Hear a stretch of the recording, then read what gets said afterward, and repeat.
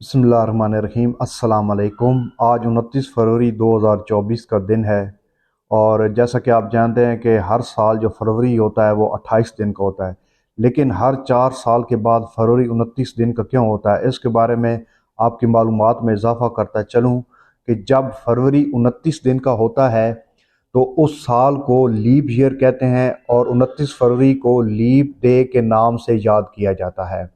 वो इसलिए होता है कि हर साल जो 365 दिन होते हैं ना एक साल में, और उसमें इजाफी 6 घंटे भी शामिल होते हैं। जब ये इजाफी 6 घंटे 4 साल मुकम्मल करते हैं तो ये पूरा एक दिन बनता है।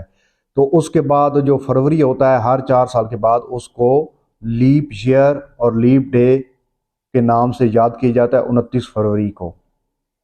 और लीप के वैसे तो मायने होते हैं छलांग, और अगर इसकी मज़ीद डेफिनेशन करें तो एक बहुत ज़्यादा ऊंचाई से पूरी कुव्वत के साथ छलांग लगाना, जंप लगाना, ये लीप के मायने होते हैं। तो उम्मीद करता हूँ आपको ये इंफॉर्मेटिव वीडियो अच्छी लगेगी। दुआओं में याद रखिएगा। अल्लाह नेगहबान।